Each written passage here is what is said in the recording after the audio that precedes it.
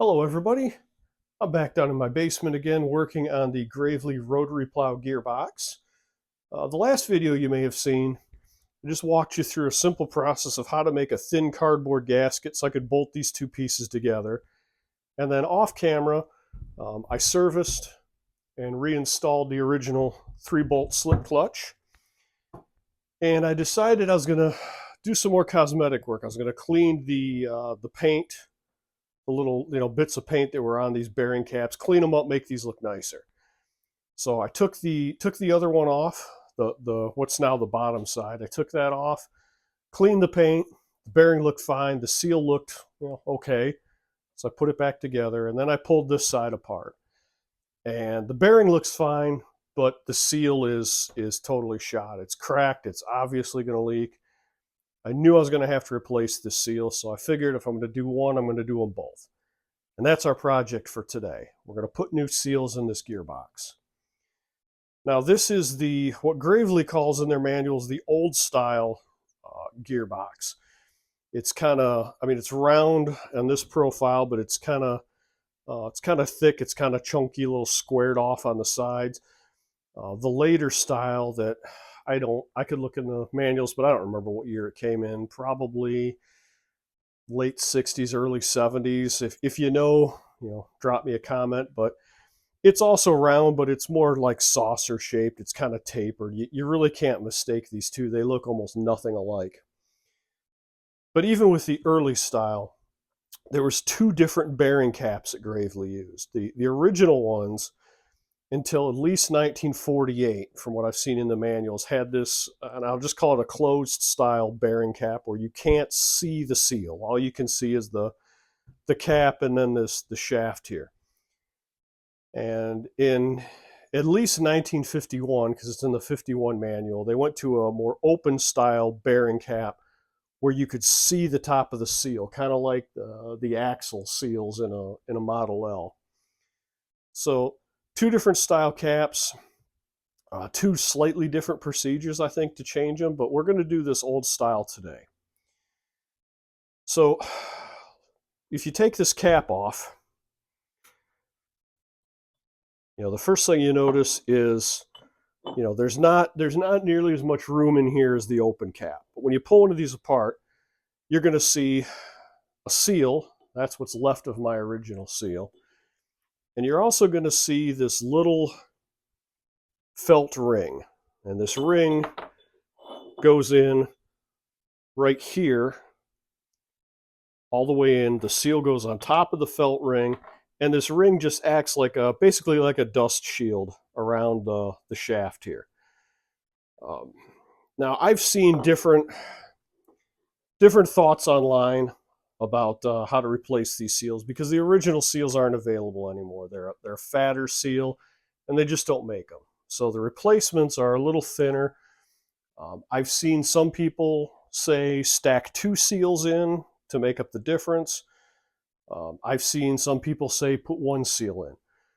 On the GT Gravely website, they sell two seals per side.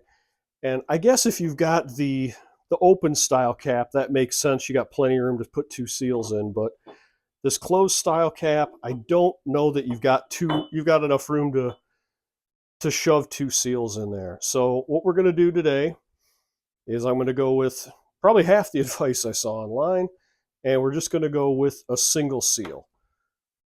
So let's go ahead, and I think I'm going to start by taking the other side off, and then we'll put it all together at once. So the first thing we're going to need to do, if we're going to replace these seals, we got to get this bearing cap off. And it's just they're 4 9/16 bolts. And depending on how old it is, how long they've been in there, they might be kind of a pain to get loose.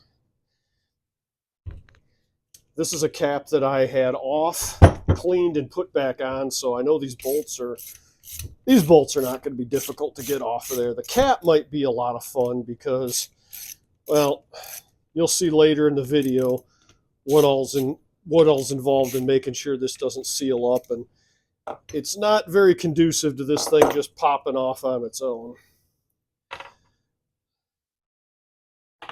let's take our bolts off here.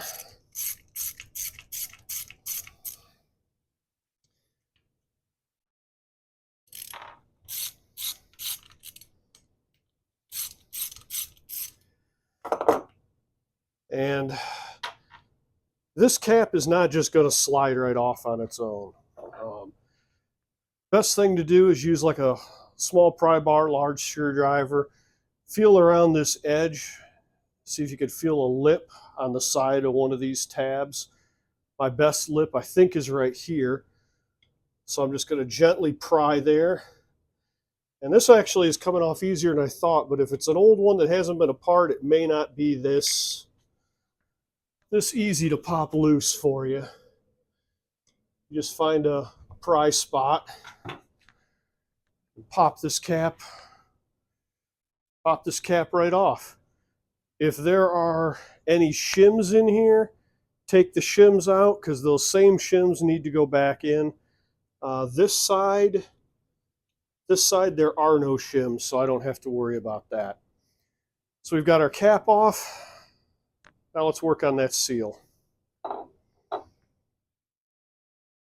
went ahead and cleaned this bearing cap off, so it's just it's one less thing I've got to do before I put it all back together. And you can see here's our old seal, and if you look real close in here, you can see it looks like there's a black ring and a brown ring. The brown ring is our felt, and the black ring is our seal. So if you have the later open style bearing cap, you just drive your seals right out from the top. But with these, you can't do that. You have to pry them out from the bottom. So how I do this, it's, just hope you don't mess it up too bad. Just take a screwdriver and a hammer and try to get between this felt and the seal from the top and just drive them out.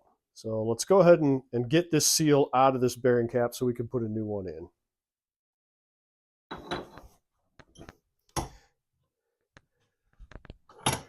So we're going to put that in a vise just to try to hold it. And I'm going to take a flat blade screwdriver and a hammer, try to get between that felt and that seal.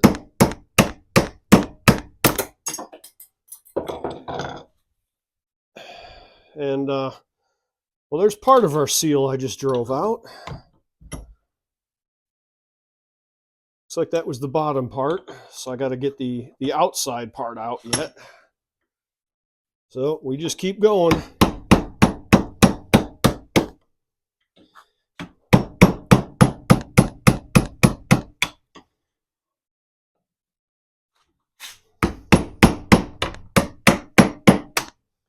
There we go, I think.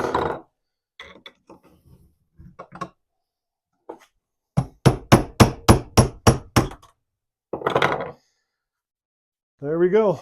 There's the rest of our seal. There's our cap. Oh, actually, no, I take that back. There's still part of the seal in there. That fooled me. Okay. Maybe I'll go on top of the felt, get on top of that seal. That seems to work a little better. I hate to pry on the felt though.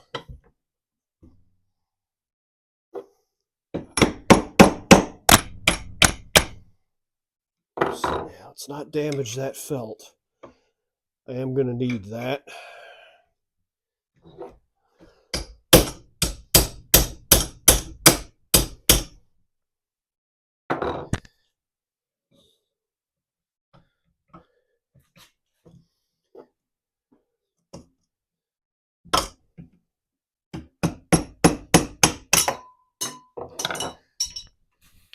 Okay, now we've got the rest of the seal out. So yeah, that seal came out in 3 different chunks here.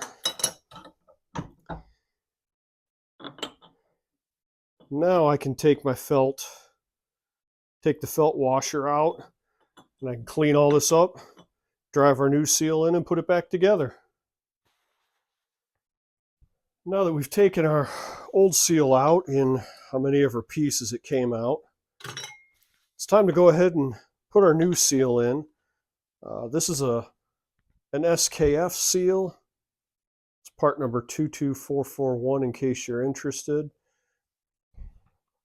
And I have a hydraulic press out in my garage.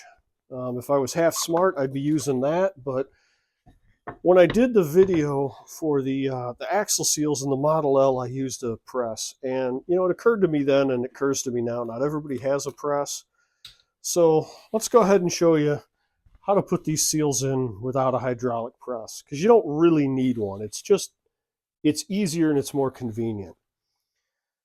So we're going to take our new seal, and I really hate driving a seal in by the lip. I always like driving them in from this side. And if you've got, again, the open cap, you can drive them in from that side. But these, you got to drive in from the bottom. So I'm going to put a little thin coat of oil around the outside of the seal, just so it doesn't, it doesn't stick. It tries to slide in a little easier, less risk of damage. And then I'm just going to take a piece of wood here. A lot of people use a 2x4. I've just got this piece of aspen and a hammer. And we're going to make sure this is nice and flat. Got to get your eye level down there. Put your wood on and just go ahead and drive it in. If it starts on one side and not the other, move your wood over. Tap it on the other side like I had to do here. Odds are, without a press, it's probably not going to go in dead straight, but should be straight enough.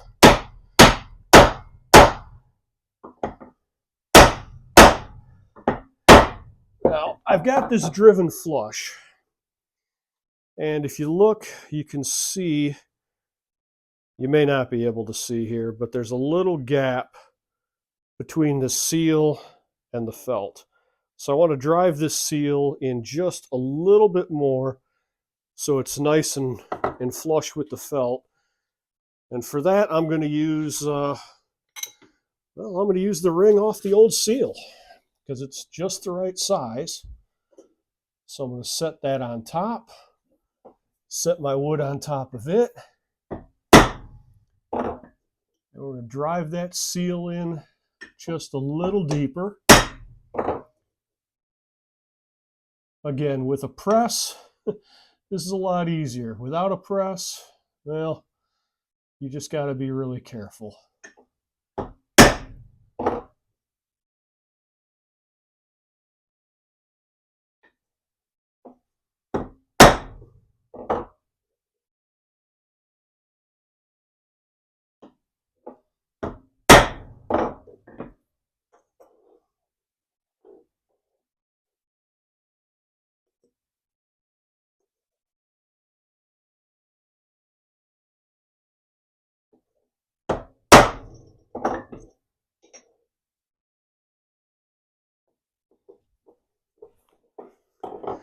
Okay, again, might be a little difficult to see, but you might be able to see that seal is just a little bit recessed. It's sitting down against the felt right how it should be. So now the last thing to do is just go ahead and put this thing back together. Now that we have our seal back in our bearing cap, it's time to go ahead and put this thing back together. And I purposely chose this side of the gearbox because this is a side that has shims in it. Now, it's important to note, these are shims. These are not gaskets. These are not designed to keep oil from leaking out of things. They are designed to provide the proper spacing between this surface on the gearbox and this surface on the bearing cap, so that this bearing cap provides the proper down pressure on this bearing when it's all bolted together. That is their only function. If you get this nice and clean and you bolt it back together like you see it here, it is probably going to leak oil the first time you put anything in there. And you're going to think your seal is bad, you're going to pull it back apart, you're going to keep chasing your tail. So that is where this little product comes into play. This is made by Permatex. It's called Aviation Forma Gasket. It's their product number 80019. It is a very thin sealant that's designed to go between like machined metal surfaces that don't have a gasket between them. Think like if you've ever split a Gravely Model L crankcase, this is the stuff that you use when you put it back together to keep it from leaking. So, and again, don't confuse this with your RTV silicone. This is a super thin material. It's specifically designed for this type of function. So what we're going to do is we're going to take a thin coat of this. We're going to put it on this surface on the gearbox, coat one side of a shim, put the shim on there, coat the other side of the shim, and keep repeating this process until both shims are on and we've got a thin bead on this bearing cap. Then I'm going to take a little motor oil, I'm going to put it around the shaft, put it around the seal, so this will slide back together without damaging anything. And we're going to bolt it together, and then we're all going to be done with this project. So let's see how this looks.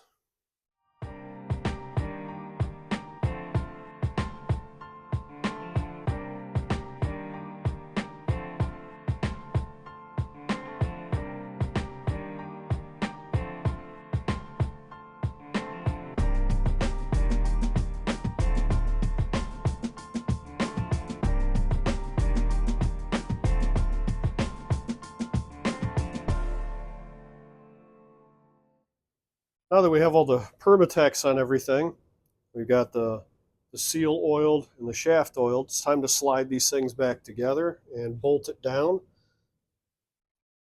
And the seal is wanting to kind of wrap back around itself, so you gotta be careful. There we go. Make sure we don't flip the seal inside out doing this. Slide it down, make sure everything's lined up. And now when we go to tighten this thing up, we're going to start to see that that Permatex ooze out. And if you've got a nice freshly painted gearbox like this one, you can take a paper towel and clean that stuff up. If you just got an old one, you don't care, just leave it. It's not going to hurt anything one way or the other.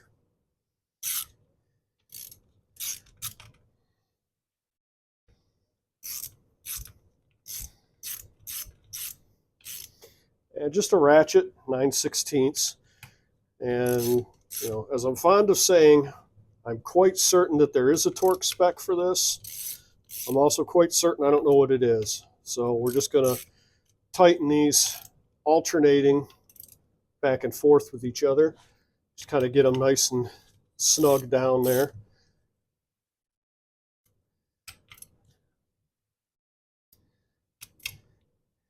A little bit at a time, and then gradually increase it just to make sure everything's bolting down nice and straight. That seems good. And let's just take a paper towel. We'll wipe that extra Permatex off there just to keep it looking kind of nice. And the thing with that Permatex, they say you're supposed to wait, I don't know, a minute or two, something like that, before you bolt everything together. And I know I time-lapsed this, but yeah, it's definitely been more than a minute or two since I put that Permatex on there and bolted it down. So that's it. That is the entire process for changing a seal on a Gravely Rotary Plow gearbox. Nothing much to it. Thank you again for watching. Please like and subscribe, and I will see you on another episode.